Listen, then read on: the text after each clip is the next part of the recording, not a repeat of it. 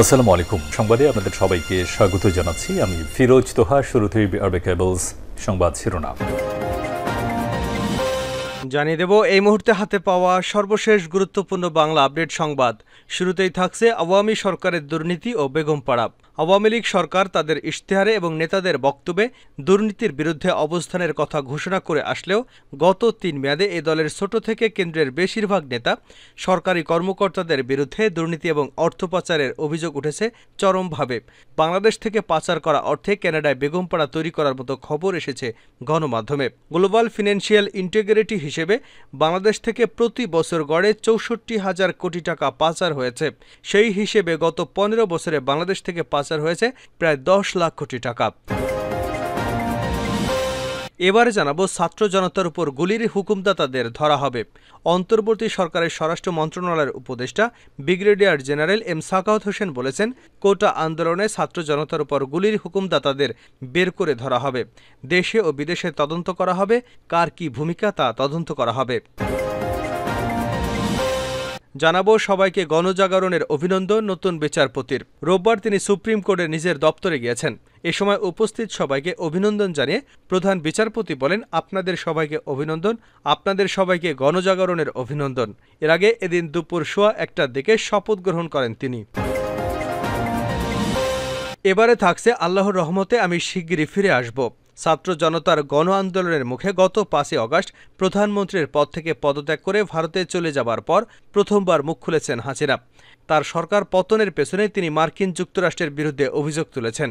এদিকে বাংলাদেশের রাজনৈতিক সংকটের পিছনে বিদেশি শক্তির হাত আছে কিনা তা খতিয়ে দেখা হচ্ছে বলে ভারত সরকারের পক্ষ থেকে ঘোষণা দেওয়ার কয়েকদিনের মাথায় এমন কথা বললেন শেখ হাসিনা। গতকাল শনিবার আওয়ামী লীগ সভাপতি শেখ হাসিনা এবং দলের নেতাকর্মীদের উদ্দেশ্যে একটি বার্তা দিয়েছেন তিনি। প্রিয় দর্শক, কী বার্তা দিলেন শেখ হাসিনা জানাবো বিস্তারিত, সঙ্গে থাকুন। জানিয়ে দেব, চাঁদাবাজি করলে পা ভেঙে দেওয়ার হুঁশিয়ারি দিয়েছেন অন্তর্বর্তীকালীন সরকারের স্বরাষ্ট্র উপদেষ্টা ব্রিগেডিয়ার সাখাওয়াত হোসেন। তিনি বলেন, আমি রাজনীতিক না, যা বলবো তাই করব, আমি কাউকে পরোয়া করি না।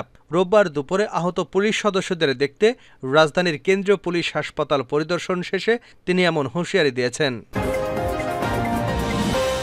এবং সর্বশেষ জানাবো, হাসিনার পতনে ভারত বাংলাদেশ সম্পর্কের অবনতি, লাভবান হবে চীন। ছাত্র জনতার গণ আন্দোলনের মুখে প্রধানমন্ত্রীর পদ থেকে পদত্যাগ করে ৫ই আগস্ট দেশ থেকে পালিয়ে যান শেখ হাসিনা। ধারণা করা হচ্ছে আওয়ামী লীগ সরকারের পতনে ভারত বাংলাদেশ সম্পর্কের অবনতির সূচনা হতে পারে। একই সঙ্গে বাংলাদেশ নিয়ে প্রভাব বাড়াতে পারে চীন। রোববার এক প্রতিবেদনে এসব তথ্য তুলে ধরেছে voice of America.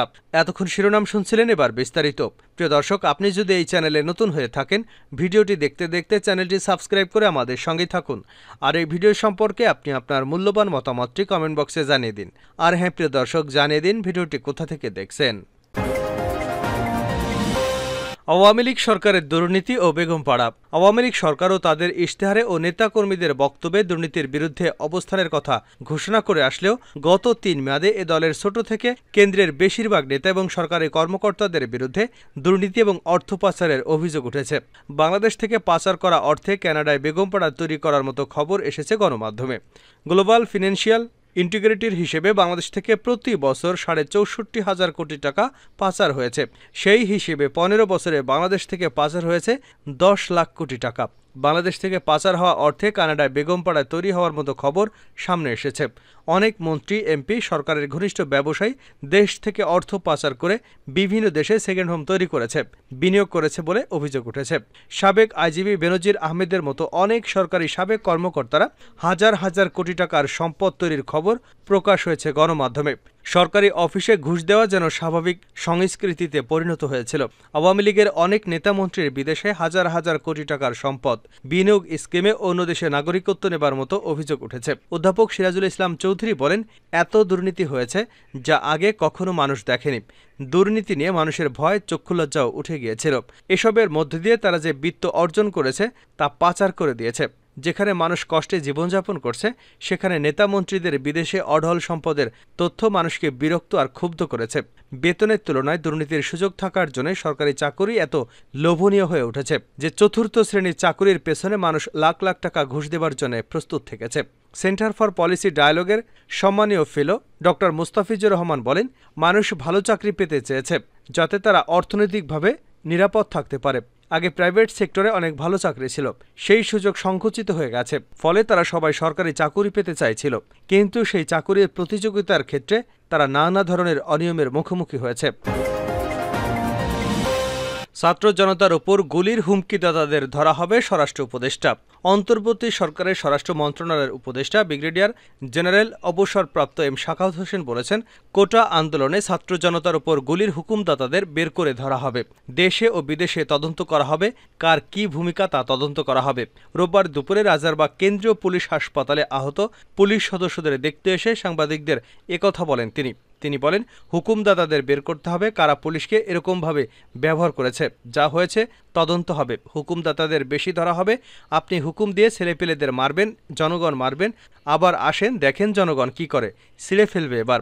Shakhawat Hossain আরও বলেন, পুলিশকে ব্যবহার করে লাঠিয়াল বাহিনীর মতো তাদের হাতে গত ২০ থেকে ২৫ বছর আগে মরণাস্ত্র তুলে দেওয়া হয়েছে, যা দেখে আমি আশ্চর্য হয়েছি। এটা ঠিক হয়নি। মরণাস্ত্র শত্রুদের মারার জন্য, ইন্টারনাল কাউকে মারার জন্য নয়। ভবিষ্যতে রাজনীতি করা অনেক কষ্ট হবে।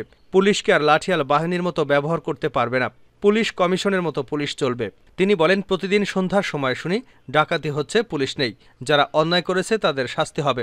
তাই পুলিশকে ব্যবহার করেছে কে, তাদের ধরেন। হুকুমদাতারা যারা ছিল তারা সবাই শাস্তি পাবে, দেশে না পারলে বিদেশে শাস্তি হবে।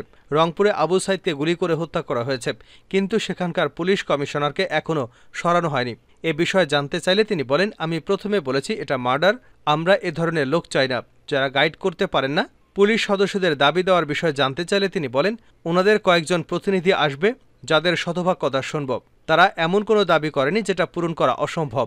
কিছু জায়গায় হয়তো দেরি হবে, আপনারা থানায় ফিরে যান। দেশের স্বাভাবিক পরিস্থিতি কবে নাগাদ ফিরবে জানতে চাইলে শাখাওয়াত হোসেন বলেন, এটা স্বাভাবিক হওয়ার সম্পূর্ণ বিষয় জনগণের কাছে। সংখ্যালঘু যারা আছেন তারা আপনাদের সমাজেই বসবাস করেন। এ ধরনের হামলা কোথাও করতে দেবেন না, পুলিশের সঙ্গে সহযোগিতা করুন।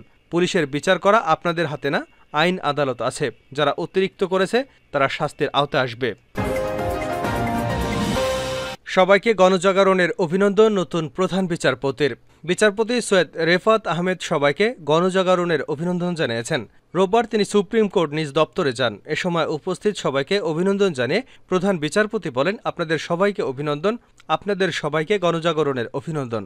এর আগে এদিন দুপুর ১:১টার দিকে শপথ গ্রহণ করেন তিনি। এর আগে প্রধান বিচারপতি হিসেবে নিয়োগ পান হাইকোর্ট বিভাগের বিচারপতি সৈয়দ রেফাত আহমেদ। শনিবার রাতে তাকে পদে নিয়োগ দেন রাষ্ট্রপতি মোহাম্মদ শাহাবুদ্দিন। পরে এ বিষয়ে প্রজ্ঞাপন জারি করে আইন মন্ত্রণালয়। প্রজ্ঞাপনে বলা হয়, সংবিধানের ৯৫(১) অনুচ্ছেদে দেওয়া ক্ষমতা বলে রাষ্ট্রপতি মোহাম্মদ শাহাবুদ্দিন হাইকোর্টের বিচারপতি সৈয়দ রেফাত আহমেদকে বাংলাদেশের প্রধান বিচারপতি হিসেবে নিয়োগ দিয়েছেন। এই নিয়োগে শপথের তারিখ থেকে কার্যকর করা হবে।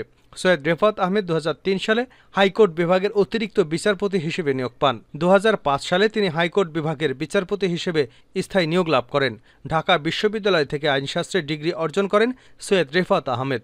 দেশের বাইরেও পড়াশোনা করেছেন তিনি।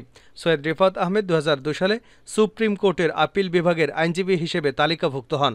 তার আগে ১৯৮৪ সালে জজ আদালতে আইনজীবী হিসেবে, ১৯৮৬ সালে হাইকোর্ট বিভাগের আইনজীবী হিসেবে তালিকাভুক্ত হয়েছিলেন তিনি। প্রধান বিচারপতি সৈয়দ রেফাত আহমেদ ১৯৫৮ সালে জন্মগ্রহণ করেন। তার বাবা প্রয়াত ইশতিয়াক আহমেদ সাবেক তত্ত্বাবধায়ক সরকারের উপদেষ্টা, আর মা প্রয়াত জাতীয় অধ্যাপক সুফিয়া আহমেদ। আল্লাহর রহমতে আমি শিগগিরই ফিরে আসব শেখ হাসিনা। ছাত্র জনতার গণ আন্দোলনের মুখে গত ৫ই আগস্ট প্রধানমন্ত্রীর পদ থেকে পদত্যাগ করে ভারতে পালিয়ে যাওয়ার পর প্রথমবারের মতো মুখ খুলেছেন হাসিনা। তার সরকারের পতনের পেছনে তিনি মার্কিন যুক্তরাষ্ট্রের বিরুদ্ধে অভিযোগ তুলেছেন। এদিকে বাংলাদেশের রাজনৈতিক সংকটের পেছনে বিদেশি শক্তির হাত আছে কিনা তা খতিয়ে দেখা হচ্ছে বলে ভারত সরকারের পক্ষ থেকে ঘোষণা দেওয়ার কয়েকদিনের মাথায় এমন কথা বলেন শেখ হাসিনা। গতকাল শনিবার আওয়ামী লীগ সভাপতি শেখ হাসিনা এবং তার দলের নেতাকর্মীদের উদ্দেশ্যে একটি বার্তা দিয়েছেন। রবিবার প্রকাশিত এই প্রতিবেদনে ভারতীয় সংবাদ মাধ্যম দ্য প্রিন্ট ওই বার্তাটি দেখতে পেয়েছে বলে জানায়। বার্তায় শেখ হাসিনা বলেন, আমি যদি যুক্তরাষ্ট্রের হাতে সেন্ট মার্টিন বা বঙ্গোপসাগর ছেড়ে দিতাম তাহলে ক্ষমতায় থাকতে পারতাম। হাসিনার সরকার বহু বছর ধরে যুক্তরাষ্ট্রের সঙ্গে সম্পর্কে টানাপোড়েন রেখেছে। চলতি বছরের জানুয়ারিতে নির্বাচনের আগে শেখ হাসিনা বলেছিলেন, একজন শ্বেতাঙ্গ মানুষ তাকে একটি বিমান ঘাঁটির বিনিময়ে ক্ষমতার মসৃণ প্রত্যাবর্তনের প্রস্তাব দিয়েছিলেন।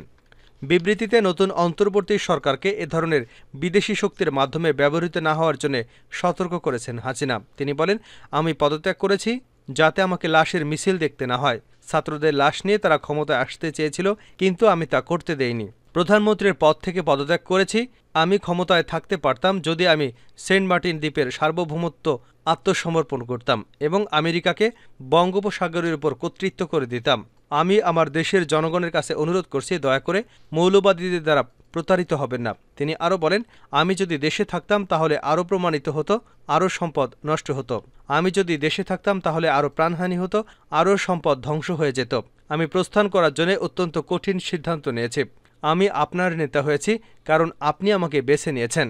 আপনি আমার শক্তি ছিলেন। গোটা আন্দোলনের শিক্ষার্থীদের বিক্ষোভের কথা উল্লেখ করে শেখ হাসিনা বলেন, আমি বাংলাদেশের তরুণ শিক্ষার্থীদের আবারও বলতে চাই, আমি কোনোভাবেই তোমাদের রাজাকার বলিনি, বরং তোমাদের উত্তেজিত করতে আমার কথাগুলো বিকৃত করা হয়েছিল। সেদিনের পুরো ভিডিওটি আবারও দেখার জন্য অনুরোধ করছি। ষড়যন্ত্রকারীরা সুযোগ নিয়েছে, দেশকে অস্থিতিশীল করতে আপনাদের ব্যবহার করেছে। তিনি বলেন, আওয়ামী লীগের অনেক নেতাকে হত্যা করা হয়েছে, কর্মীদের হয়রানি করা হচ্ছে এবং তাদের বাড়িঘর জ্বালিয়ে ভাঙচুর করে দেওয়ার খবর আমার হৃদয় কেঁদে উঠেছে। মহান আল্লাহর রহমতে আমি শিগগিরই ফিরে আসব। আওয়ামী লীগ বারবার উঠে দাঁড়িয়েছে, আবারও উঠে দাঁড়াবে।